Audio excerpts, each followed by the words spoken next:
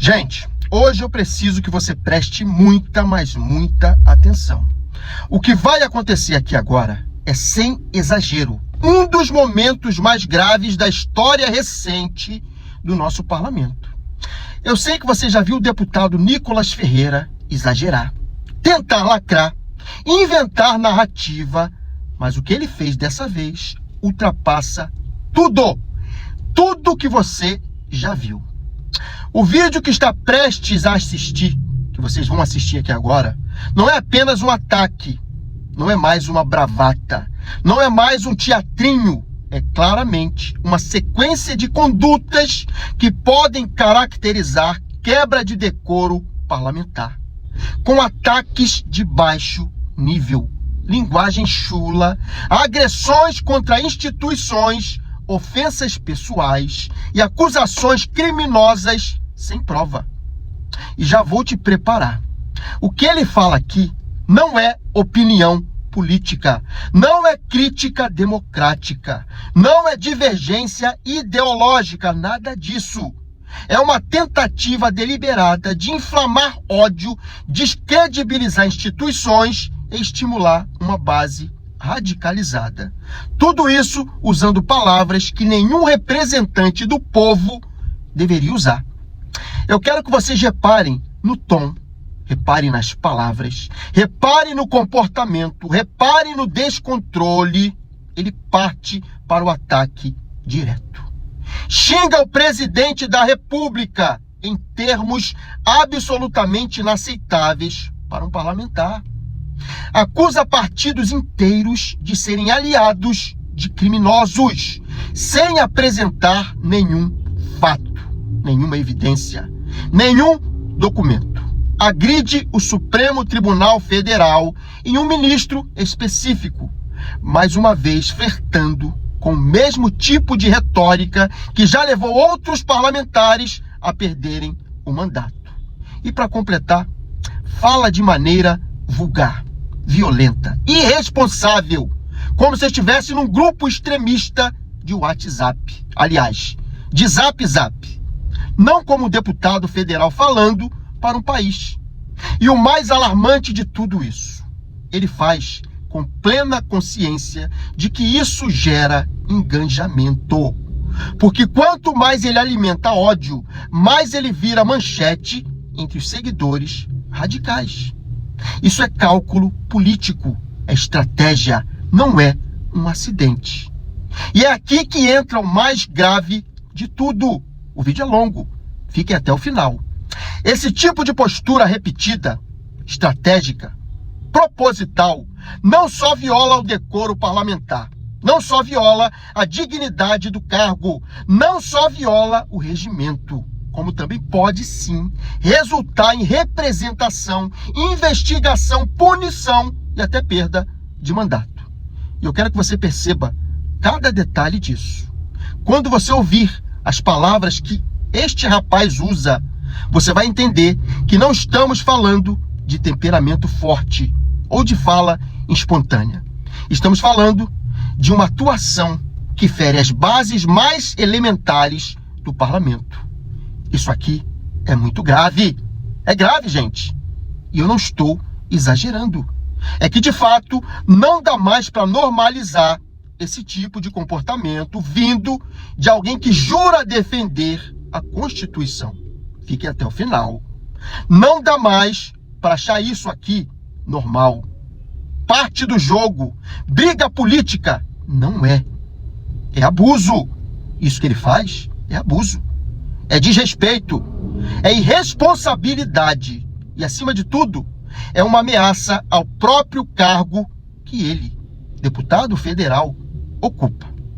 E agora que você já entendeu o contexto disso tudo, eu preciso que você assista ao vídeo com muita atenção. E assista até o fim.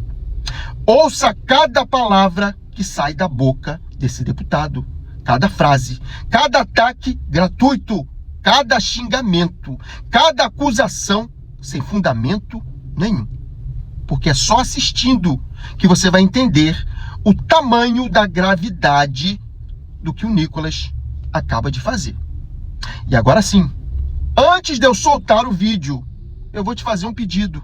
2, deixa teu like, se inscreva no canal, tá, gente? Vamos ao vídeo? Isso daqui, infelizmente, né, quando eu me candidatei a vereador e me candidatei a deputado federal, foi bem como um policial, né, da Força de Segurança Pública, que imagina que vai entrar e vai alterar a realidade da segurança pública somente com a sua própria força, né?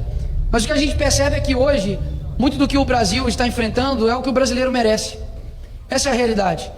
Porque se um país ele não se preocupa com o próximo, minimamente até mesmo com a sua liberdade, é porque realmente vocês merecem isso mesmo. Vocês merecem aplaudir a Maria do Rosário. Vocês merecem aplaudir alguém que literalmente está aqui há mais de 20 anos, mais do que a minha idade, e sempre a técnica deles, de toda a esquerda aqui, é acusar os outros e a culpa nunca é deles. Eu nunca fui presidente da República. Ninguém aqui nunca foi.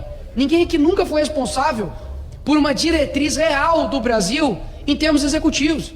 Quem esteve à frente do país há 14 anos chama-se PT, Partido dos Trabalhadores. Ou seja, se o povo escolhe isso, o povo merece também colher o governo que ele elegeu.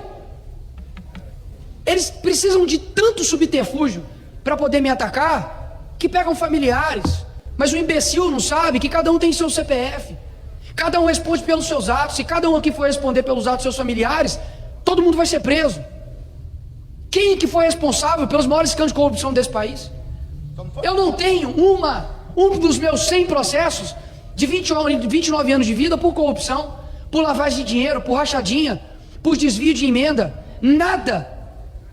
Só tenho processos por falar a verdade, como ontem. Eu falei que uma mulher trans, que é um homem biológico, é homem, e eu tomei uma multa de 40 mil reais. Aí para muitos podem achar, mas o que tem a ver, Nicolas? Por que você quer ficar interferindo na sexualidade do outro? É muito mais profundo do que isso. Porque quando a realidade já não é mais a realidade, tudo se torna tudo. E portanto, não existe mais nada concreto. A verdade só se tornou uma palavra que a gente nem sabe mais o significado. Qual que é a verdade disso aqui para nós?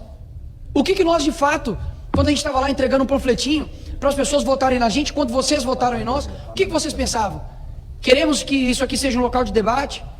Que isso aqui seja um local para você poder convencer um ao outro e a gente colocar pautas que realmente mudam o povo? E o que acontece? Nada.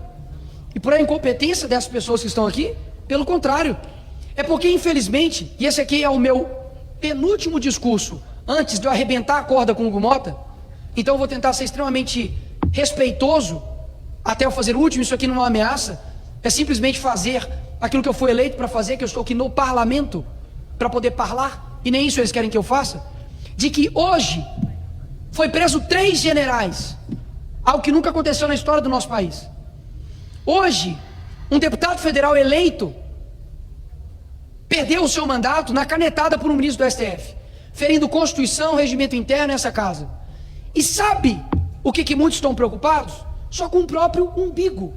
Ou seja, a maioria do Brasil merece a merda do Lula, merece o Alexandre de Moraes, merece o STF que tem, merece inclusive, quando chega aqui, boa parte da população continua apoiando o PT, o presidente da República não se solidarizou com os policiais que foram mortos defendendo nossos cidadãos. Esse é o cara que está comandando o teu país. E muitos não conseguem dar um passo para trás e falar, errei no meu voto, ou não posso mais fazer isso. Sabe por quê? Porque já está afundado num lamaçal ideológico tão grande, esse orgulho tão grande, que não consegue mais viver pela verdade, de falar, peraí, tudo bem, não gosto do Bolsonaro, não estou discutindo aqui mais quem votou 22, quem votou 13, mas não admitir que hoje nós temos um partido político que é aliado ao crime, aliado àquilo de ruim que tem aqui no nosso país, é literalmente ignorar a realidade. Mas ignorem a realidade, mas não dá para ignorar as consequências da realidade. E isso que a gente precisa viver. Fica aqui durante anos discutindo qual a reforma que nós precisamos nas instituições, qual que é o melhor modelo, social-democrata, comunismo, capitalismo, socialismo fabiano, sendo que na verdade a reforma que nós precisamos é individual. Essa é que é a reforma.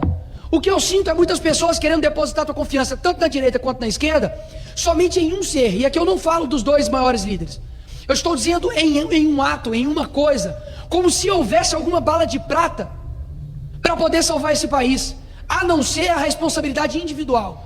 Agora, meus senhores, se essa casa aqui for investigar realmente, cada um passar limpo, vai sobrar muito pouco. Por quê, será? E quem que os colocaram aqui? Quem colocou o Lula lá na presidência? Condenado em 3 instâncias, por dezenas de juízes, com mais de 10 mil provas. Quem? Foi a maioria do povo brasileiro, não foi? Ou seja, querem que nós alteremos a realidade de um país sem alterar a tua realidade? Se eu for falar tudo aqui que acontece aqui nesses corredores aqui, é capaz de eu nunca mais ter boas relações aqui com vários que estão aqui. E por que isso acontece, senhor presidente? Porque isso aqui é um mero... A democracia virou um falso Deus. Isso aqui é uma mentira. Sabe por que a anistia, meus senhores, não foi pautado ainda? Mesmo sendo aprovado com mais de 300 votos, porque infelizmente há um poder hoje no país que colocou essa casa de joelhos. Inclusive, infelizmente, o presidente dessa casa também, que eu acredito que deve estar sofrendo ameaças por conta dos seus familiares e grandes processos, que não estou pedindo para aprovar nada. Eu jamais chegaria aqui e falasse assim, ou você aprova ou senão você é um merda. Eu jamais seria leviano desse jeito. O que eu estou pedindo era para que meramente paute uma pauta importante, porque por muito mais, mesmo que o pai do Hugo Mota esteja sob pressão, houve um pai que morreu na Papuda, como o Crezão. Há um pai agora, mesmo que você discorde dele, que está com 70 anos de idade, com uma tornozeleira injustamente colocada, com uma prisão fraudada, e ninguém liga. Ou seja, como que eu vou mudar um país através de um projeto de lei? Você acha que o projeto de lei vai mudar a tua vida? Acorda. O que vai alterar de fato é a mudança individual, é a responsabilidade de cada um fazer o que é certo. O problema é que quando chega aqui, muitos não têm essa busca pela verdade por conta de várias coisas, emendas, poder, acesso, se distorcem para poder ocupar cargos. Bando de canalhas que vão responder isso não para mim, não para vocês, mas aqui eu não posso deixar de falar sobre quem realmente tem um controle. E eu não falo isso aqui da boca para fora, senhor presidente. Eu falo porque eu não tenho dúvidas, e eu não estou aqui politizando a minha fé, porque eu estou político, mas eu sou cristão. Eu não tenho dúvidas que todos aqui prestarão contas, e aí sim, é bom eles temerem. Esse aqui é o meu compromisso, de que muito embora, nós tenhamos um cenário extremamente desesperançoso. Para concluir, a esperança desse país não passa, por mais que seja importante, ela não passa por meras eleições. Ela vai passar pela mudança de espírito, de alma, de capacidade da gente fazer o que é certo. Esse que é o meu praticamente clamor aqui hoje, de alguém que sofre na pele, que tem sacrifícios visíveis e invisíveis com a minha família, com as minhas 2 filhas, e que está aqui disposto para poder mudar esse país. Obrigado, presidente.